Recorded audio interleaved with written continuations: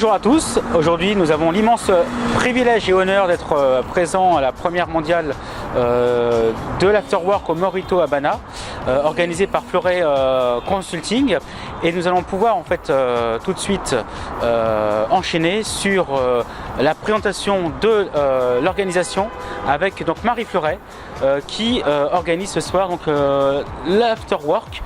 Marie Fleuret, bonjour. Bonjour. Oui. Alors, ce soir, est-ce que tu pourrais nous présenter déjà la soirée, ce qui se passe ici et l'organisation Fleuret Consulting? Alors, en partenariat avec bien sûr le Morito, Fleuret Consulting organise des événements pour les petites et moyennes entreprises, aussi pour disons ce réseau de relationnel qui peut être ami ou professionnel.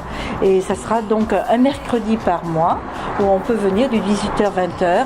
C'est l'after, c'est un peu l'apéritif. Et puis c'est un lieu des liens et ça permet aussi de se retrouver, de se rencontrer, de se reposer. Donc ça fait aussi un bien-être et c'est très agréable. En plus, le quartier est très chouette. Nous sommes très proches des Champs-Élysées, de la place de l'Étoile. On rencontre aussi avec donc beaucoup d'hommes d'affaires. Beaucoup d'hommes d'affaires, voilà, tout à fait. Beaucoup d'hommes d'affaires, et de femmes d'affaires aussi, parce que oui. vous oubliez bien évidemment, pardonnez-moi, oui. de femmes d'affaires et d'hommes d'affaires. Tout à fait. Donc on a beaucoup d'entreprises, d'indépendants ou des gens collectifs, et effectivement des femmes et des hommes d'affaires en fin de compte. Et puis nous avons des personnes qui de toute façon vont dîner ailleurs ou ont des soirées, des conférences ailleurs, mais finissent toujours par le Morito. Donc c'est très intéressant parce qu'on va se retrouver en groupe et on va avec l'espoir de rencontrer quelqu'un qu'on connaît au Morito. Voilà. Je suis quelqu'un qui suis dans la relation publique depuis très très longtemps. J'adore la relation humaine et de toute façon les afters aujourd'hui c'est un mot à la mode.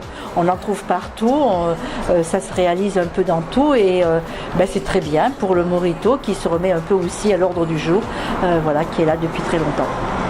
Ce soir, nous avons en fait l'immense honneur d'être avec Monsieur Eric Sertour, directeur du Morito Habana. Bonjour Eric. Bonsoir. Comment est-ce qu'on peut le distinguer des autres en fait? Alors le Morito Habana, c'est en réalité un piano-bar. Et c'est le vrai dernier piano-bar à Paris, voire en France. Pourquoi? Parce qu'on a tous les soirs de la musique en live, avec une batterie, des chanteurs, des guitaristes. Donc j'ai un groupe de 4 à 5 personnes tous les soirs. Et ça c'est unique. C'est unique et ensuite ça crée quoi? Ça crée de la convivialité, ça crée de l'ambiance. On vient ici au Morito qui existe depuis plus de 16 ans. C'était le haut lieu du monde du cigare, à l'époque où on pouvait encore librement fumer le cigare. Aujourd'hui c'est un lieu de convivialité. Le Morito représente à peu près 90 à 100% de clientèle habituée. Donc les gens aiment venir se rencontrer pour boire un verre, pour manger aussi une bonne cuisine, parce que même si le nom Morito Habana est de connotation cubaine, nous faisons de la cuisine à la française, avec des produits frais, des produits traditionnels, copieux, bien servis. On met de l'amour dans l'assiette, comme disait ma grand-mère, la cuisine est un axe d'amour. Donc, et aussi le côté bar. Le côté bar, puisque nous avons la véritable recette du Morito. Donc je ne pourrais pas vous la divulguer ce soir forcément, mais voilà, c'est le vrai Morito.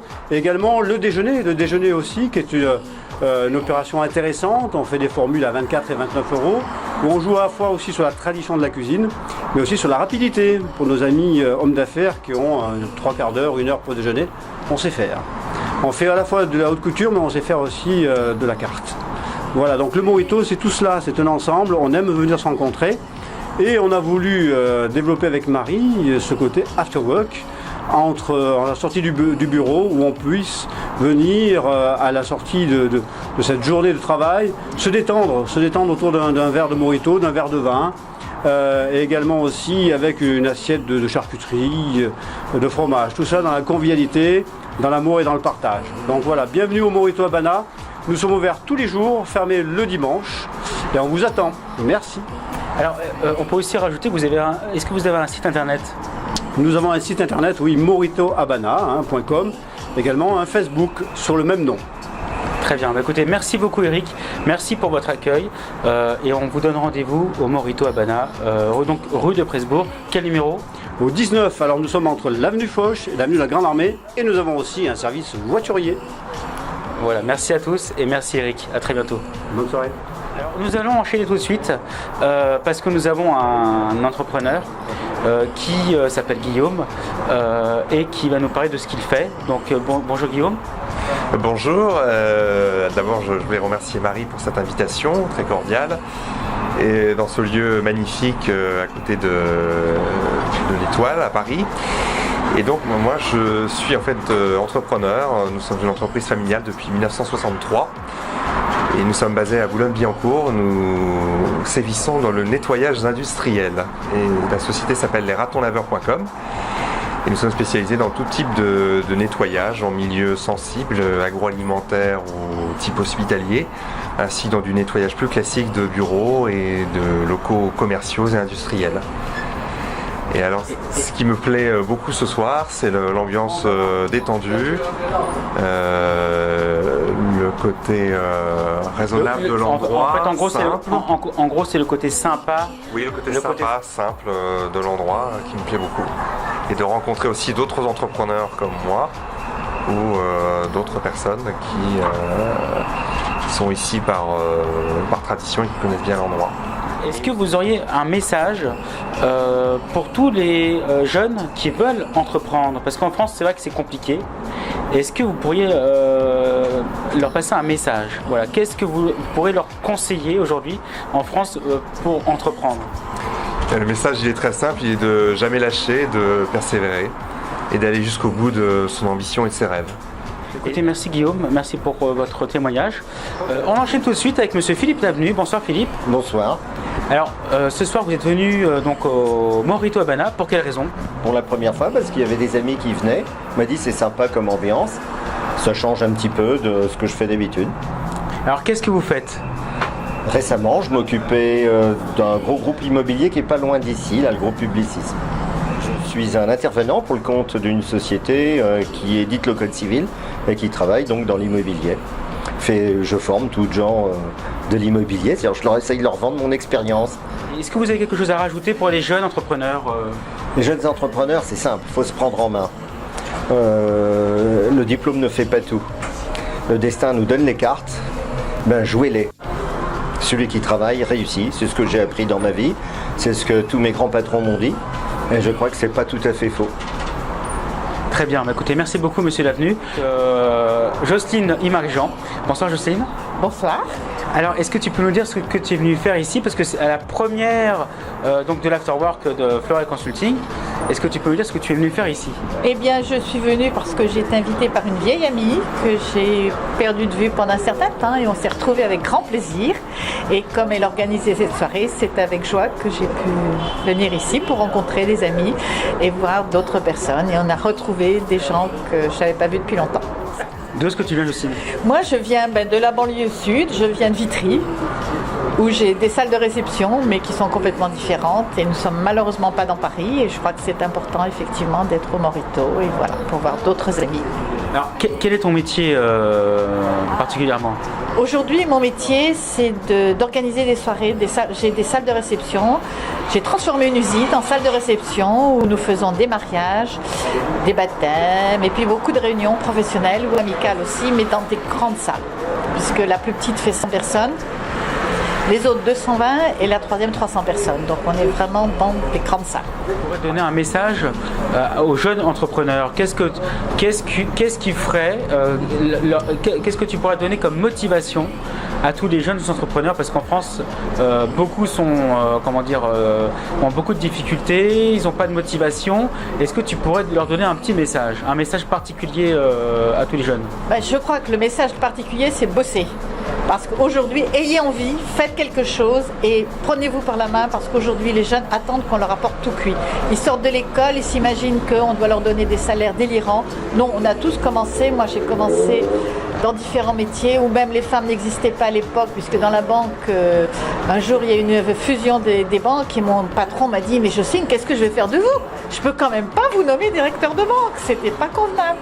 Donc, on s'est toujours battu. On a eu l'habitude de travailler aussi bien le week-end quand c'était nécessaire et de savoir, aujourd'hui les jeunes veulent les 35 heures tout avoir et ça n'empêche pas qu'on était très heureux, qu'on faisait beaucoup de choses et qu'aujourd'hui je crois que beaucoup de chefs d'entreprise recherche des jeunes, mais des jeunes qui ont envie. Créativité, parce qu'aujourd'hui c'est très difficile. Ça a toujours été, il ne faut pas s'imaginer. Moi j'ai toujours eu l'impression, d'après ce qu'on me disait, que j'arrivais trop tard. 5 ans avant c'était toujours mieux. Et je crois que malheureusement ça continue. Simplement nous on avait envie de faire. On sortait d'une génération où les parents avaient souffert, où nos parents nous ont appris à travailler, que quand on était étudiant on travaillait, on a passé notre enfance, mais on était joyeux, alors qu'aujourd'hui j'ai l'impression que les jeunes sont plus joyeux, n'ont plus envie. On n'hésitait pas à faire 2000 km dans le week-end pour aller skier, ça semblait normal. Bah écoutez, merci beaucoup Jocelyne. Nous avons l'immense plaisir de recevoir Caroline Dardan ce soir. Bonsoir Caroline. Bonsoir.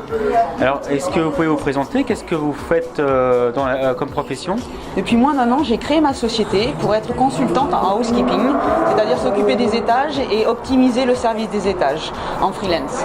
Et effectivement, je viens aux after-work pour pouvoir rencontrer du monde et créer mon réseau, parce que c'est important quand on crée son entreprise. Au niveau de votre profession et de la création d'entreprise, parce qu'on y vient, parce que nous sommes donc l'afterwork, c'est professionnel bien entendu, qu'est-ce que vous pourriez conseiller à tous les jeunes qui veulent créer leur société?